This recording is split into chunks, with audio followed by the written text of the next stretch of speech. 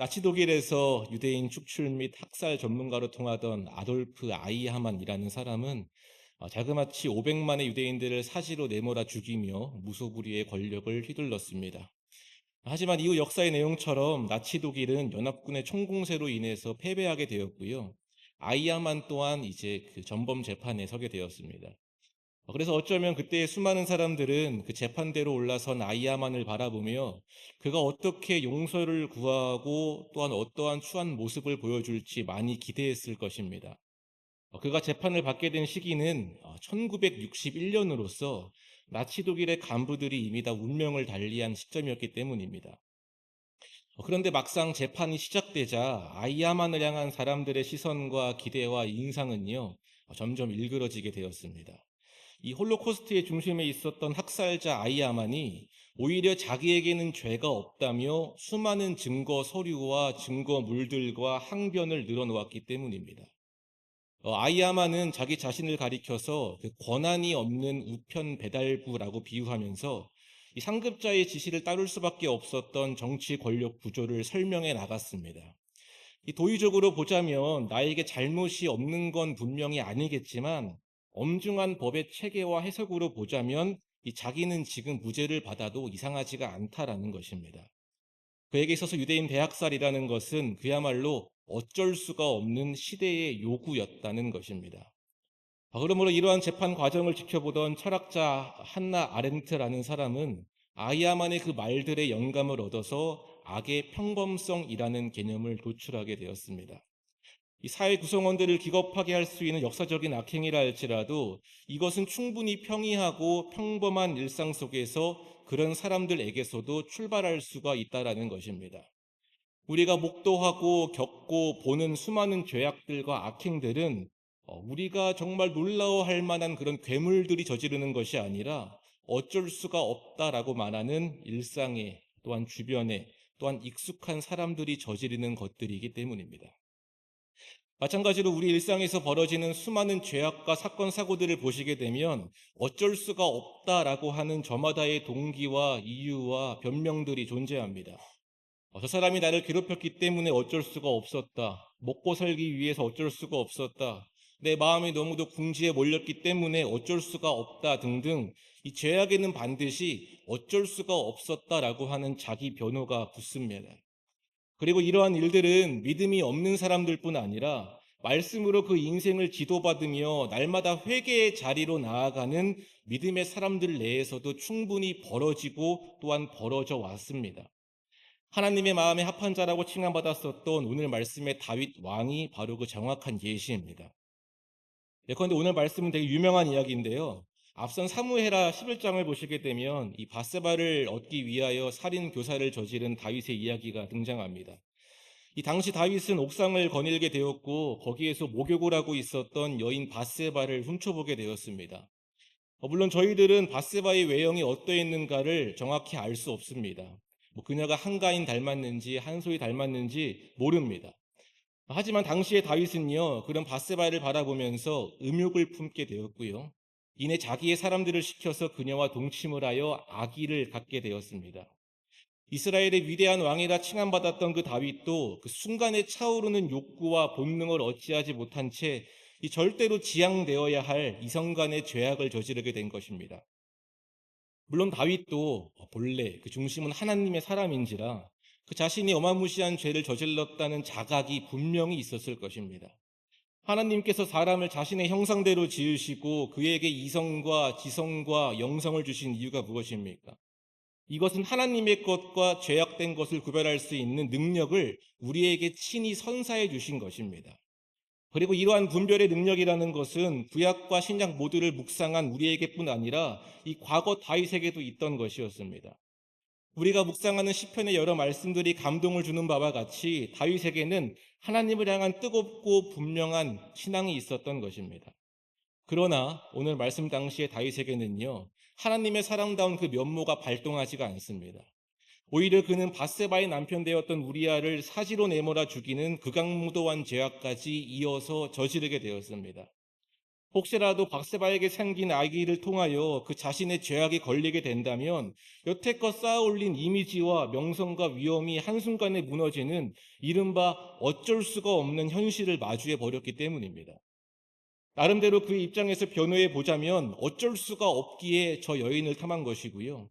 어쩔 수가 없기에 살인까지 이어지게 된 것이고요. 어쩔 수가 없기에 하나님과 하나님의 거룩한 백성들을 만홀히 여겼다는 것입니다. 마찬가지로 우리를 깨어 넘어뜨리고자 하는 악한 영의 역사들은 우리의 마음을 그냥 단순하게 부추기는 그런 일차원적인 방식으로 우리에게 다가오지 않습니다. 악한 영들은 반드시 우리로 그 자신과 함께 할 수밖에 없는 어쩔 수가 없는 현실과 함께 우리에게 다가옵니다. 예수님을 감히 시험했었던 악한 영의 역사를 보십시오. 그들은 주님이 넘어올 수밖에 없는 그 현실 환경을 설계하며 유혹의 마술을 예수님께 건넸습니다. 배고프니까, 궁금하니까, 높아지고 싶으니까 죄악의 발을 한번 담궈 보라고 환경을 조시하며 예수님께 제시합니다. 오늘 말씀의 다윗도 어쩔 수가 없는 그 현실이라는 것에 발을 묶이고 궁지로 몰린 것처럼 기본적으로 죄의 문제들은 우리의 마음과 사고방식을 분주하게 만들고 혼란스럽게 만들고 어쩔 수가 없게 만들어서 무언가에 꽂힌 사람으로 만들어 버린다는 것입니다. 그도 그럴 것이 처음 제가 들어왔었던 아담과 하와 이야기를 보시면요. 여기에서도 어쩔 수가 없다라고 변호하는 이야기들이 등장합니다. 창세기 3장을 보시면 아담과 하와가 선악과를 먹게 되자 하나님께서는 그 열매를 먹은 아담에게 너가 왜 말씀을 어기고 열매를 먹었는지 문책하십니다. 대체 내가 그 먹으면 정령 죽으리라 한 그 열매를 왜 먹었느냐? 대체 무슨 의도로 그 일을 범해 버린 것이냐? 물으신 것입니다. 그런데 이때 아담은요, 이 자기의 죄를 그 동기를 솔직하게 말하지 않습니다. 오히려 그는 창세기 3장 12절의 말씀처럼 당신이 주신 여자가 내게 그 나무 열매를 주었으므로 내가 먹을 수밖에 없었다라고 말합니다. 내가 먹고 싶었던 것이 아니라 당신이 내게 주신 그 아름다운 여인이 나보고 먹으라고 하니까 내가 의도치 않게 어쩔 수가 없이 먹어봤다는 것입니다. 그러면 하나님께서는요, 이번엔 하와를 부르시게 되었고요. 왜 너희 남편에게 열매를 주었는지 물으십니다. 그러자 하와 또한 뱀이 나를 꿰므로 내가 먹게 되었다라고 말합니다. 두 사람 모두가 다 어쩔 수가 없었다. 누가 나를 부추겼다라고 하며 죄의 문제에서 회피하고 있었던 것입니다. 여러분 그렇다면은 어쩔 수가 없는 모든 문제의 원인 되었던 그 악한 마귀 뱀은 하나님께 뭐라고 말했을까요? 하나님과의 관계를 파탄내기 위해 내가 그랬습니다. 심심해서 그랬습니다. 그들을 시험하려고 했습니다. 뭐 이런 이유들을 늘어놓았을까요? 아닙니다. 오히려 뱀을 향한 하나님의 문책과 답변은요, 아예 기록되어 있지 않습니다. 하나님은 뱀에게 너가 왜 이들을 속이고 꿰었는지를 묻지 않으시고요. 바로 뱀에게, 마귀에게 재판과 징계를 바로 때려버리십니다. 그는 어쩔 수가 없는 환경과 사건들을 설계하는 설계자였기 때문입니다. 달리 말하자면 사람들이 저지르는 수많은 죄의 문제들은 어쩔 수가 없는 이유가 담겨 있는 치명적인 문제가 아니라 모든 환경과 사건들을 만들고 설계하는 근본 원재료라는 것입니다. 지금도 어떤 사람은 살인으로 인해 감방에 들어가 있지만 누군가에게는 살인이 먼 나라 이야기인 것처럼 죄악은요, 어쩔 수가 없는 환경으로부터 시작되고 이로 인하여 심화가 된다는 것입니다. 마찬가지로 죄악은, 이 죄의 문제는 우리를 일차원적인 사고를 하게 만듭니다. 앞서 말한 한나 아렌트도 아이야만의 말을 분석하면서 그 모든 일의 동기가 무사유에 있다고 말했습니다. 여기서 말하는 무사유라는 것은요, 사이코패스처럼 그냥 아무런 동기와 사고 없이 그냥 죄를 자행했다라는 것이 아니라 이건 내가 어찌할 수 없는 문제였다라고 하는 1차원적인 사고로 저가 모든 것을 재단짓고 합리화시켰다는 것을 말합니다. 마찬가지로 홀로코스트 주범이었던 아이야만은 1차원적이었으며 피상적이었으며 타인과 이웃들에 대한 이해와 깊이가 없는 사람이었습니다. 그러므로 그는 그 자신의 결제 하나로 죽게 될 수많은 사람들의 그 애통함을, 그들의 슬픔을 이해하지 못합니다. 또한 동시대를 살아가면서 어쩔 수가 없는 권력 구조라고 할지라도 이에 저항하던 사람들을 그가 바라보지 못합니다. 또한 그는 모든 죄악을 털어놓을 수 있는 기회를 받았음에도 불구하고 회개의 기회를 던져버린 채 마지막에 마지막까지 자기의 죄를 부인합니다. 자신이 행한 모든 것들이 어쩔 수가 없다라고 하는 하나의 문장으로 일축이 되면서 모든 죄악들의 변호자가 되었던 것입니다.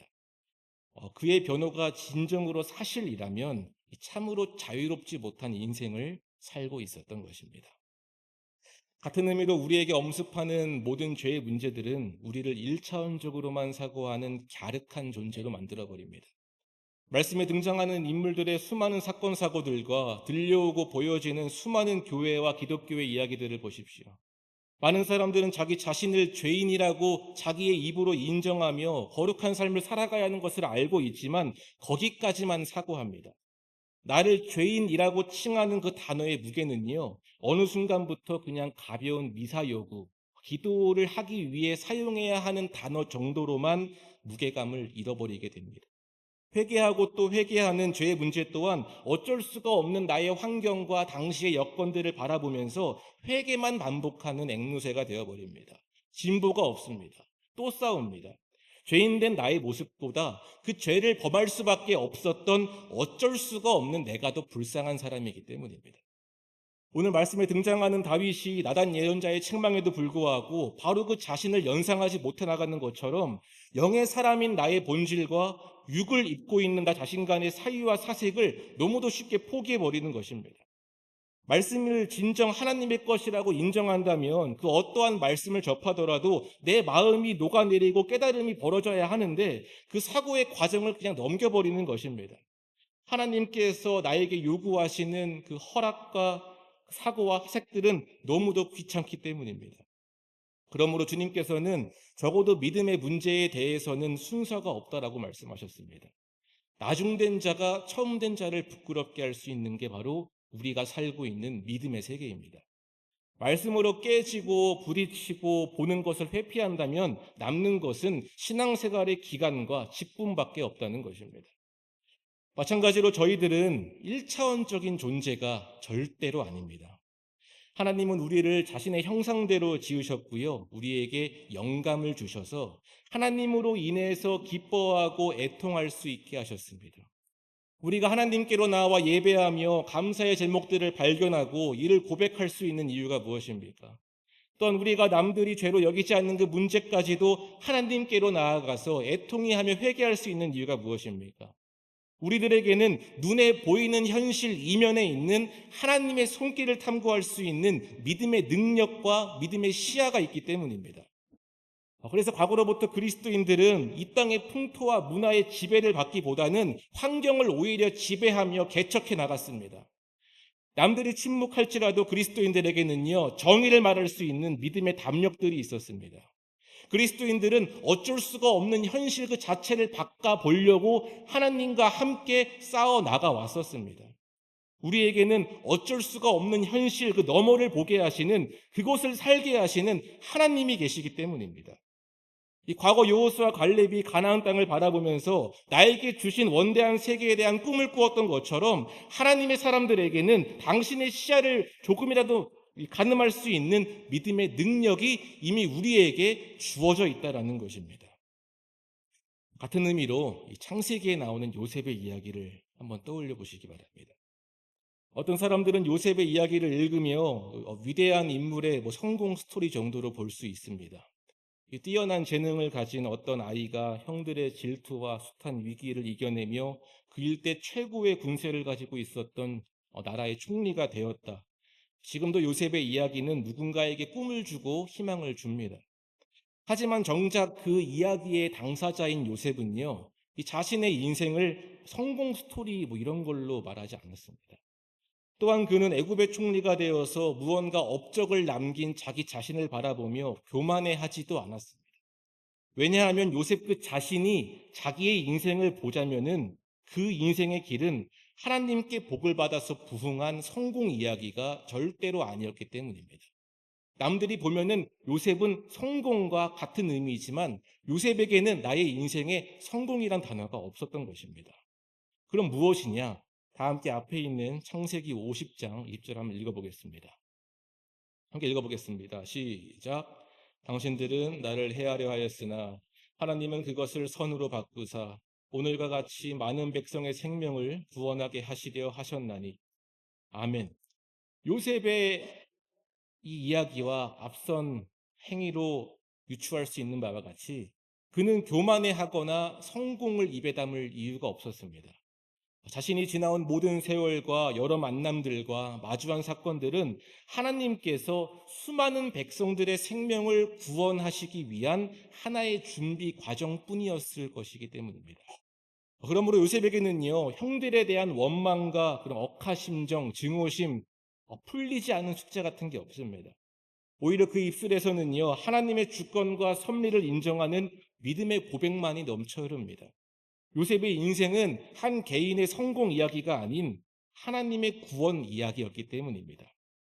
성경 말씀의 전반적인 기조가 말해두듯이 사람의 인생의 주권자의 주인공은 바로 내가 아니라 하나님이시며 우리는 그 하나님의 손길을 얼마나 더듬어가고 알아갈 수 있는가로 인생을 살아가는 차원이 아예 바뀐다라는 것입니다. 마찬가지로 악한 영들은 하나님이 지으신 아름다운 세계로 들어와서 우리의 현실을 어쩔 수가 없게 만들었습니다. 먹고 자고 입고 살아가는 문제, 또한 죄의 문제, 진로와 취업과 사업과 직장의 문제, 건강의 문제 등등 이 죄는요, 평강만으로 가득해야 할 우리의 삶을 회방 놓으며 어쩔 수가 없는 현실에 굴복하고 순응하게 만듭니다. 저희 교회에서는 본 적이 없지만 지금까지 믿음 생활을 하면서 이제 수능이 얼마 남지 않았는데 수능 때가 되면은 믿음의 현실이 많이 보이는 것 같습니다. 입술로는 하나님의 도우심, 하나님의 지도하심을 고백하지만 정작 나의 아이에게는 해당하지 않습니다. 지금 이거 하지 않으면 망한다라는 말을 쉽게 하는 분 너무너무 많이 봤습니다. 물론 오랜 경험 덕분에 더 나은 길을 제시하고자 하는 걸 수도 있습니다. 하지만 믿음과 실제의 삶이 연관되지 않는다는 것은 어쩌면 크나큰 비극이 아닐까 싶습니다. 왜냐하면 믿음과 내 삶이 이어지지가 않는다면 우리가 하는 모든 예배와 말씀 묵상과 기도 또한 과연 실효성이 없기 때문입니다. 마찬가지로 하나님께서는 우리의 어쩔 수 없음을 해결해 주고자 하십니다. 하나님은 그리고 우리에게 너가 판단하고 구별 지은 그 어쩔 수가 없는 문제, 그런 건 없다라고 지금도 우리에게 말씀하시고 그것을 넘어갈 수 있는 힘을 우리에게 주고자 하십니다. 말씀으로 증거된 하나님의 일의 시종들을 기억해 보십시오. 이스라엘 백성들을 그렇게 무너지게 했었던 죄의 문제도 이제는 주님의 십자가로 인해 완전히 해결되게 되었습니다. 이제 우리는 하나님의 거룩한 백성이 되어서 하나님이 주도하시는 복과 은혜의 삶을 누리고 있습니다. 주님께서 말씀하시는 교훈들의 큰 줄기가 무엇입니까? 사람의 일 따위로 하나님의 사람다운 삶을 절대로 포기하지 말라는 것입니다. 너의 걱정과 염려와 모든 것들을 어쩔 수가 없는 현실마저 내게 맡기라는 것입니다. 함께 나와 풀어가자는 것입니다. 하나님은 우리의 인생에 개입하시며 어쩔 수가 없다라고 내가 판단 지은 모든 것들을 가능한 것으로 바꾸어 나가시는 만군의 여호와, 우리의 하늘 아버지가 되시기 때문입니다. 믿음의 사람들이 믿음의 시야로 자신의 인생을 풀어나갔듯이 인생의 답은 오직 하나님께 있으며 능력 또한 주권 또한 하나님께 있다는 것입니다. 말씀을 정리하자면 여러분들의 삶은 어떠십니까? 혹시라도 어쩔 수가 없는 이 현실의 문제에 몸부림치시며 또한 어쩔 수가 없다라는 이유로 입술의 죄를 범하진 않으십니까? 이제는 그 문제의 해결을 내가 혼자 하는 것이 아니라 하나님께 한번 의뢰해 보시기를 바랍니다. 어쩔 수가 없는 모든 문제들이 하나님의 손길 안에서 어쩔 수가 없는 게 아니라는 것을 목도해 보시기 바랍니다. 뭉뚱그레 바라는 것보다 외투를 실로 짜듯이 하나하나 하나님께 지혜를 구하시며 하나님께 아이디어를 구하시며 하나님의 능력과 하나님의 풀이 과정들을 구해 보시기 바랍니다. 그리하면 우리 하나님께서는요, 어쩔 수가 없는 우리를 긍휼히 여기시며 우리의 삶을 이 가능의 삶으로 친히 인도하게 해 주실 것입니다. 그리고 그 모든 일들을 우리가 헤쳐 넘어온다면 우리는 그 시간을 간증이라 다시 말할 수 있을 것입니다. 하나님께서 넓혀주시고 보게 하시는 믿음의 시야가 언제나 여러분들에게 가득하시기를 기원드립니다. 기도하시겠습니다. 사랑의 주 하나님, 어쩔 수가 없다라고 여기며 믿음을 발휘하지 못했었던 지난 모든 시간들을 회개합니다. 날마다 우리에게 말씀의 지혜를 주시고 기도의 응답으로 능력 주시는 이를 의지하며 이제는 믿음으로 각자의 자리에서 행하기를 소원하오니 주신 음성으로 승리할 수 있도록 우리의 마음과 생각을 주장하여 주시옵소서. 이 모든 말씀 우리 주 예수 그리스도의 이름으로 기도하였습니다. 아멘.